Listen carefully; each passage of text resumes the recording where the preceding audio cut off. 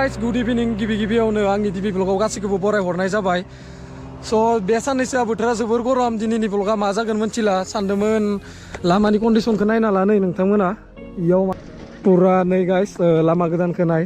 बरिया जाना दोङो दा आङो एसे न'निफ्राय ओंखारबोदो दिनै बाइकआ मा दोङो नायना लादो नै 2020 मडेलनि नैबे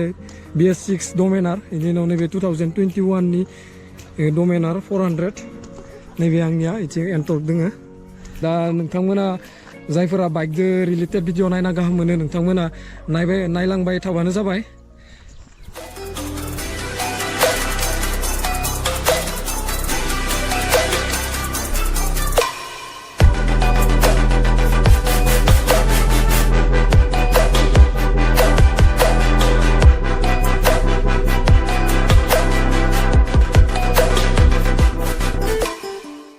दा नैबे गंसे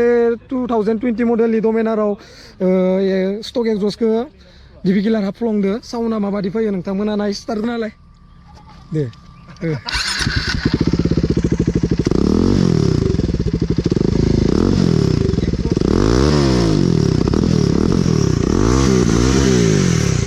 बै गंसेयाव आरो एसि प्रजेक्ट लगायना दोनदो पुरा गिबि गिलार गैखाया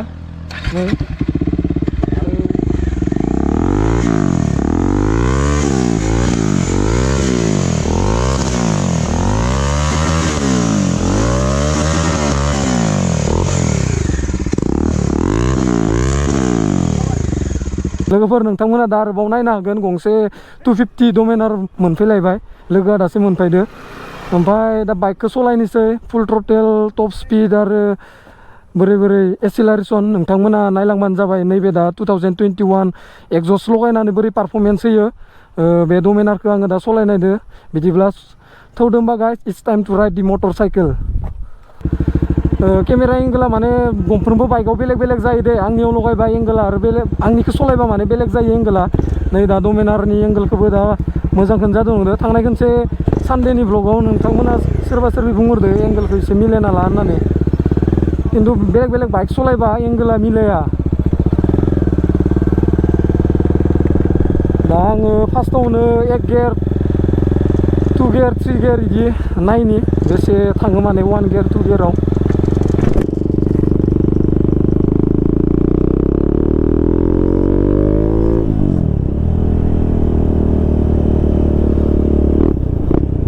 साउन्डआ बरिया फैयो डाइरेक्ट लामाया बुहुद मोजां दे दा गोदान बानायदों ना लामाया एसे नायना लानि लामाखौ दा आङो न' खाथिनिनो लामा इयो माने फैबाय थानाय जाया दा सो बानायदों नालाय लामाखौ राइडिं गियारफोर गाननानै सलायनो सानदोंमोन खिन्थु बोथोरा बाराद्राय गरम ओंखायनो ओरै फुल टि सार्ट गानना लाबाय मजा नांदो बाइकखौ सलायनानै ओमफ्राय नोंथांमोना गोबां रेसपन्स होदो थांनाय सानडे राइडनि भिडिअखौ किसुमानाबो गाहामबो मोनाखै माने बिदि भिडिअ आंबो लाबामोन ओमफ्राय दा नोंथांमोना बिदि भिडिअखौसो बांसिन रेसपन्स होयो माथो दा नोंथांमोनाबो आरो गोबाङानो बुंहरबाय थादो आरोबाव बिदि जस भिडिअ लाबो गरम बोथोरनि गरम होनना दा नेक्स्ट सानडेआव प्लेनिं लादोंमोन मा जायो नेक्स्ट ब्लगाव मोनगोन आङो खोन्थागोन दा नैखिनिनिफ्राय आङो नायनि बोरै पारफरमेन्स होयो एक्जस्ट लगायबाथाय नै आं 1 गियाराव होना लाबाय टटेल 6 गियार दोङो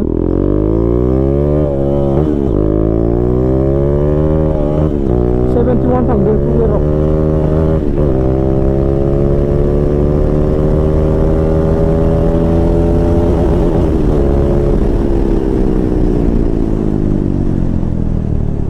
जायासै माने बाइक गोजानाव थांनानै साखावना फैनांगोन बेखिनि डिसटेन्सजों डमिनार 400खौ थिखांनाया धेमालि नङा आरो गारिफोर फैबाय थाबा एसे रिक्स जायोना एसे नायनानै सलायगोन आं गावनो गाइस दा आङो नै बाइकखौ एसे नोंथांमोननो देखायना होनि इयाव एसे मडिफिकेसन खालामनाय दोङो ग्राफिक्स मारिनाय नै इदि लिरना लादो इउआर ग्रेन्डफादार इथिं नै पुरा सेक्सि एक्जस्ट लगायनाय दोङो बरियानो दा आङो खनसे लागैनो होलांनोसै एबार मा खालामनो जादों माने मानसिफोर फैबाय थादों ना मानसिफोरनिबा आरो नायनानै माबा बुंगोन माबा थागोन बिदिबो सानलायलाङो एगजस्टनि साउन्डआ डाइरेक्ट खोमायाव हाबखायोना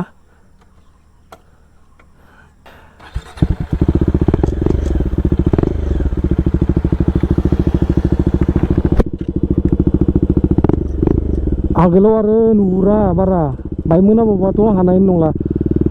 नायदो एबार 1 गियाराव लाबाय आङो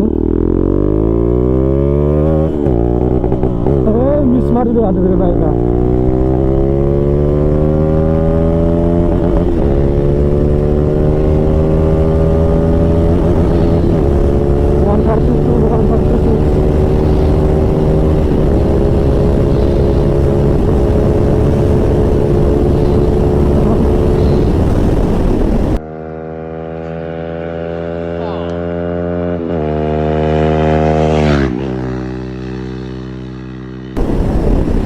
मोनथिला नायस्लाबनो मोनासै